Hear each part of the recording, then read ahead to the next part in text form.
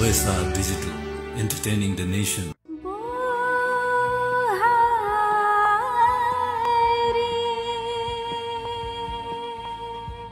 Title sponsor Siddhartha bank, सम्बन्ध सधैँभरिलाई। in association with मात्र all out छ इन्डियन मेडिकल एसोसिएसन द्वारा प्रमाणित, जसले डेंगू, मलेरिया र चिकनगुनिया फैलाउने सबै लामखुट्टेलाई मार्दछ। powered by KFC,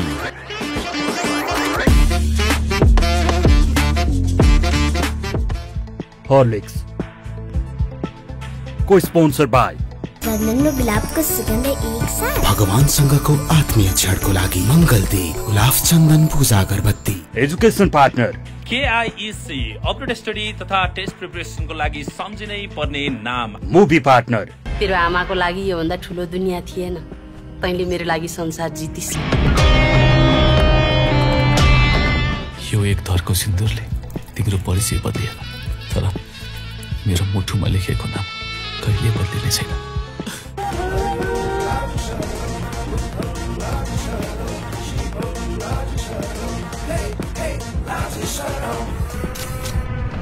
digital partner OSR Digital, entertaining the nation. broadcasting partner Himalaya TV HD, exclusively marketed by media sense। तिमी पागल भएका हो कि हामीले कुरा नबुझेका हौ? शक्तिले मार्छ, ज्यान जान्छ भन्छौ, फेरि घरमा एक्ला एक्लै सुत्ने भन्छौ। त्यसो गर्दा हामी कसरी जोगिन्छौ? तिमी आफै भन त। जसरी जोगिए पनि जोगिन्छौ, कसैलाई पनि केही पनि नभए भएन भने कति एउटै कुरा गरिरहेको। तपाईहरु मात्र मैले भनेको मान्नुस्, त्यति भए पुग्छ। तैँले भनेको मान्दा हाम्रो ज्यान गयो भने के गर्छस्? एक एक गरी सबैको घरमा छिरेर मार्नु पर्छ। रामे, तलाई समाप्त पार्नको लागि मेरो सबैभन्दा डरो हतियार यी दुईटी हुनेछन्। अब हेर्दै जा, तलाई तेरा आफ्नाहरूले नै सक्नेछ। यो कुकुर घरी घरी मेरो आँगनमा खिच्चो कुकुर जस्तो किन आइरहन्छ? तैँले जति नै कोसिस गरे पनि मेरा गाउँलेलाई मार्न त के छुन पनि सक्दैनस्। तेरो यो प्रयास कहिल्यै पनि सफल हुँदैन। किन नराख्नु? श्रुति सिर्जना सबैलाई राख्नु पर्छ। यो लडाई सिङ्गो समाजको हो, सबैजना एकजुट भएर लड्नु पर्छ भन्दै हुनुहुन्थ्यो। कोही कोही अघि यहाँ पाइला टेक्न आयो भने त्यो जिउँदो फर्किँदैन भन्दै थिए त। राम जाँदै हुनुहुन्छ, कसैको रोक्ने आँट पुगेन। आज एउटा राम्रो निर्णय गर्ने रे दिदी। त्यो निर्णय गरिसकेपछि सबैजना एकै ठाउँमा बस्ने रे। रामले शक्तिले पत्ता नै लगाउन नसक्ने ठाउँ भेटिसक्नु भयो रे। अब शक्ति नगएसम्म बेलुका बेलुका सबैजना त्यही ठाउँमा बस्ने कुरा भएको छ।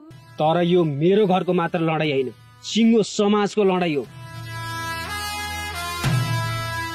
निर्दोष मारिएका चेलीहरूको लागि लडिएको लडाई हो। आज भन्दा 16 वर्ष पहिला हाम्रो गाउँका दुईवटी चेलीबेटीहरू घाँस काट्न गएका थिए। घाँस काट्न जाँदा बलात्कार पछि हत्या भएको थियो। तिनीहरूको लागि लडिएको लडाई हो।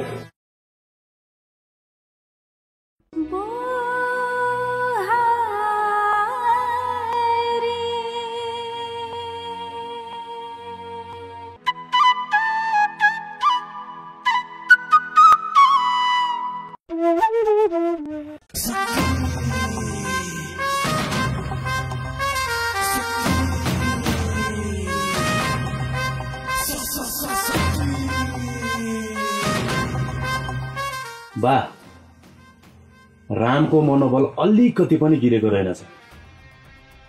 रामे हाम्रो लागि झन भारी बन्न सक्छ। हिजो हामीले गाउँलेहरूलाई हात लगाएर गल्ती गर्यौं जस्तो लाग्यो। पहिला बिहे गरेर मात्र त्यसलाई हात हाल्नु पर्थ्यो। अब त्यसले मुनासँग मेरो बिहे हुन देला जस्तो छैन। मेरो लागि तेरो बिहे भन्दा पनि रामे र रामेको गाउँलेलाई मार्नु मुख्य उद्देश्य हो।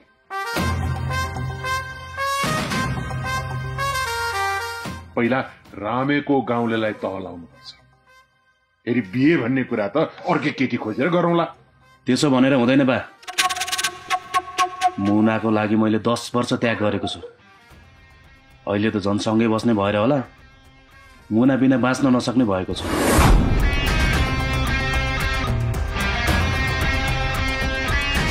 जसरी भए पनि बिहे त म मुनासँगै गर्ने।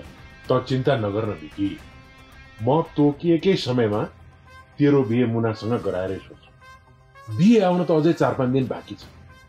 यो समय भनेको हामीले जसरी हुन्छ रामेको गाउँलेहरूलाई सिद्ध्याउनपट्टि सदुपयोग गर्नुपर्छ। त्यो रामेलाई गलाउनुपर्छ।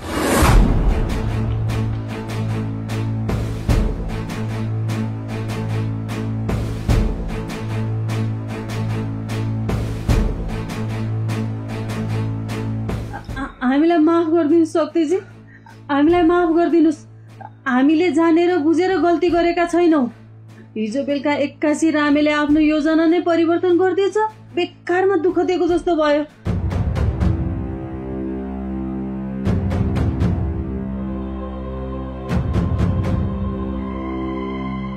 हो शक्तिजी, रामेले सोच्दै नसोचेको गरिदियो।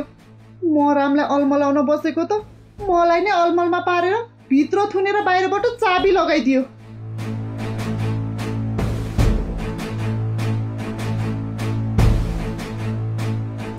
त्यसले आफैमा गोप्य योजना बनाएर बसेको रहेछ। गाउँले समेतलाई थाहा रहेनछ। साँझमा सबैजना गाउँलेलाई बोलायो अनि मासु खान बोलाएको भनेर झुक्क्याएर भित्र थुनेर बाहिरबाट चाबी लगाइदियो। म पनि त्यही भित्र थुनिए।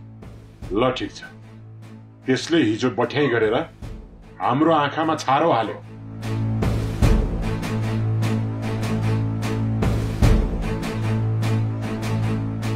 अबदेखि त्यस्तो नहोस्। ल भन, अरू ताजा खबर के छ? आज पनि दिउँसो सबैजनालाई बोलाएर छलफल गरेर बेलुका कहाँ बस्ने भनेर सल्लाह गर्ने भनेको छ अरे।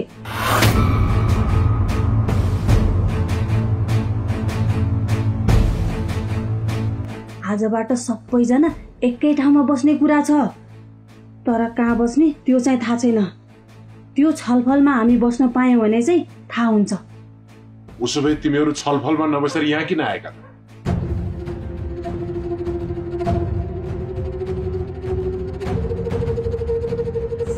जाऊ, आज कहाँ बस्छन् बुझेर आऊ।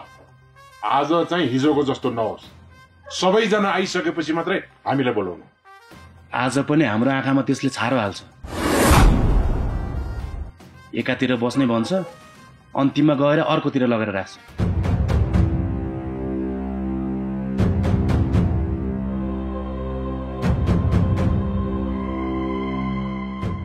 अब हामीले फरक तरिकाबाट सोच्नुपर्छ, नत्र रामले जित्न सकिन्न। आज केही फरक पर्दैन। तपाईहरू ठिक परेर बस्नुहोस्। जब रात पर्छ सबैजना गाउँले आउँछन्, त्यसपछि मात्र हामी तपाईहरूलाई खबर गर्छौँ।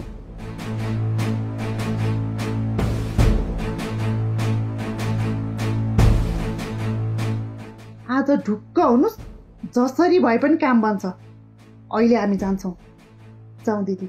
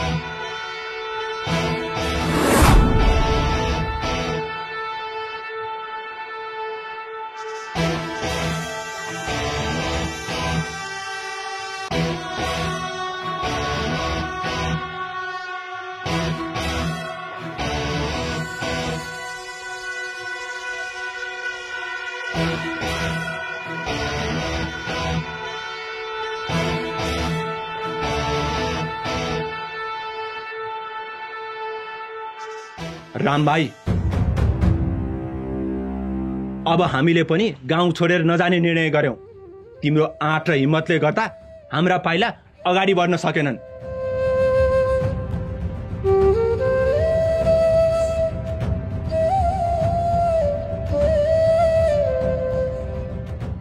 अब बाँचे पनि तिमीसँगै, मरे पनि तिमीसँगै मर्छौं।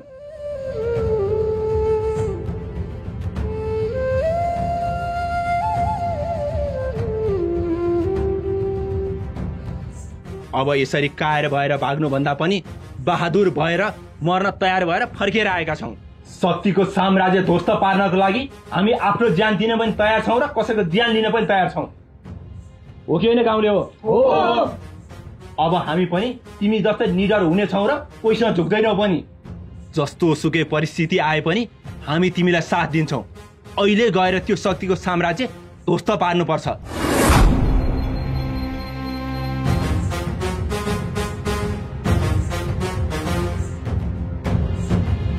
आज नै यो लडाईँको अन्त्य गर्नुपर्छ।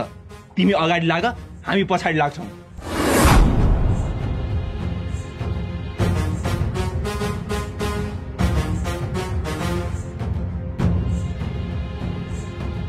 हाम्रा निर्दोष मरेका चेलीहरूको लागि भए पनि एक एक बदला लिनुपर्छ।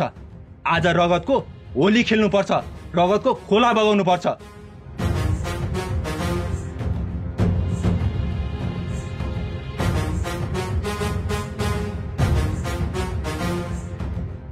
बरु सबै घटनाको जिम्मेवारी म लिएर जेल बस्न तयार छु, तर त्यसै छोड्नुहुन्न। तिमी अगाडि लाग। तातो रिस गरेर हुन्न दाइ। रगतको खोला बगाउनु मात्र ठुलो कुरा होइन। तपाईँ हामी जस्तो बुझ्ने मान्छेले नै हिंसाको बाटो रोज्यौँ भने त्यो शक्ति र हामी बीचमा के फरक रहेर, होइन?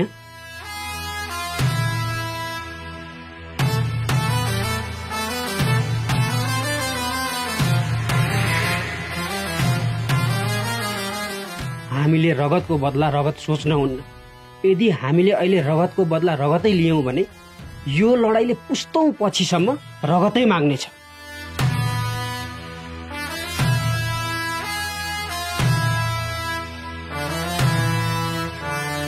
अपराधीलाई मार्नु ठुलो कुरा होइन दाइ। अपराधीको अपराधिक मानसिकतालाई मार्न सक्नु ठुलो कुरा हो। अब हामीले योजना बनाएर शक्तिको मनोबल गिराउनु पर्छ। त्यसपछि कानुनी बाटो रोजेर त्यसलाई फेरि जेलको हावा खुवाउनु पर्छ।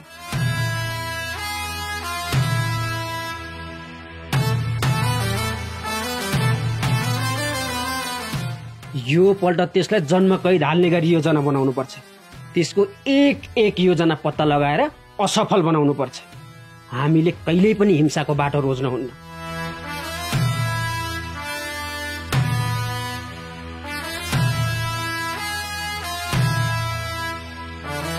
सही समयको प्रतीक्षा गर्नुपर्छ।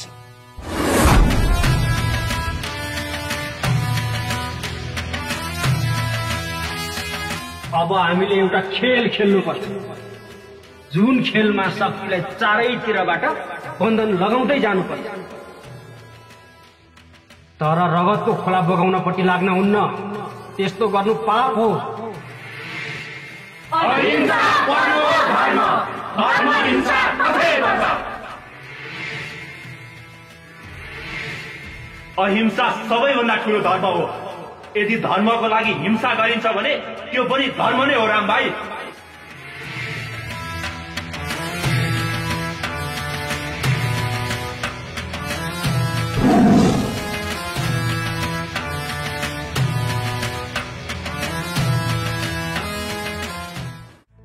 Siddhartha Bank presents Buhari in association with All Out, powered by KFC and Horlicks.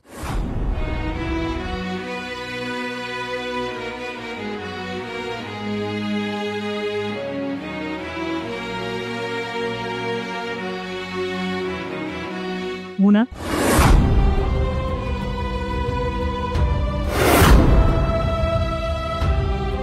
अब तैँले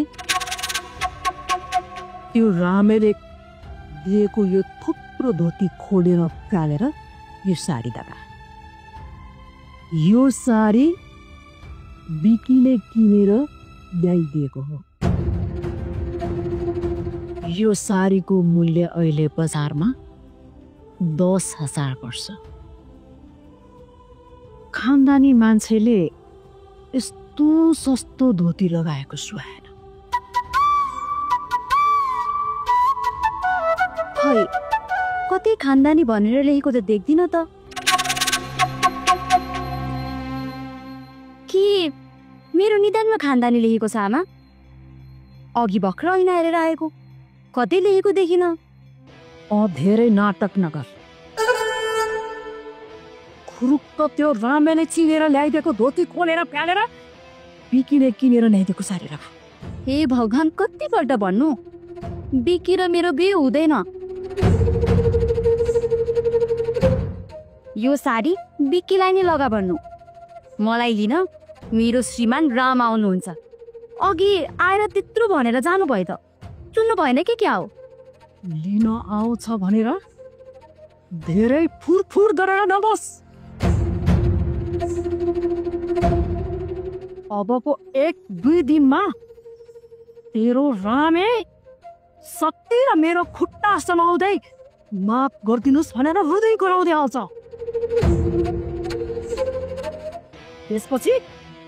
त्यसपछि तेरो यो फुरफुर पनि सकिन्छ।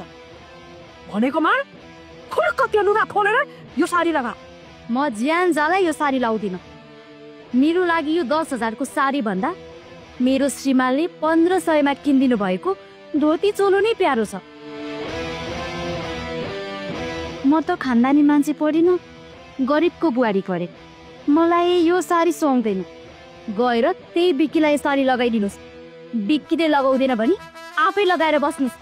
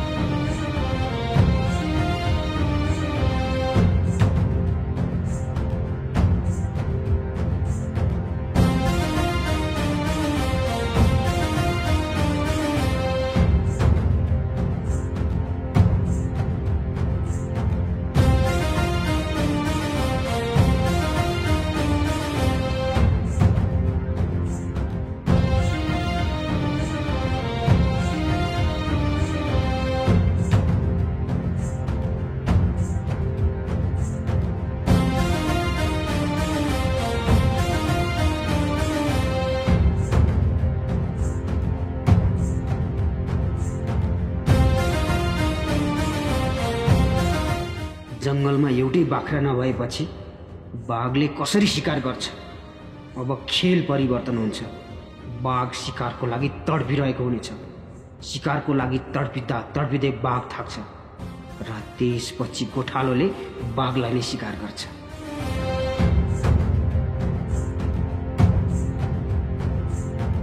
यो खेलमा शक्ति बाघ हो भने गाउँले बाख्रा हुन् अनि म चाहिँ त्यही गोठालो। अब रमको खेल सुरु हुनेछ।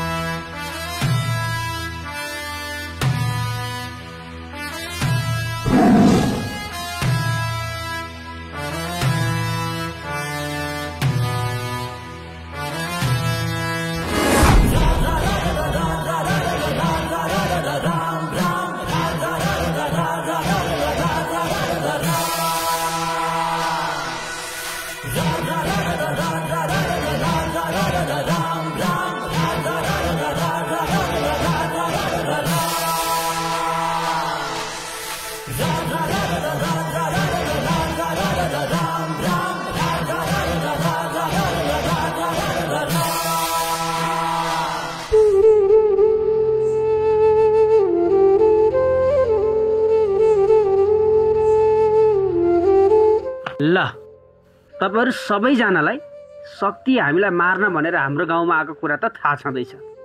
अब त्यसले जति बेला मौका मिल्छ त्यति बेला सबैलाई जहाँ पनि हमला गर्न सक्छ। त्यसैले शक्तिबाट बच्नको लागि हामीले नयाँ तरिका अपनाउनु पर्छ। जुन कुरा त्यसले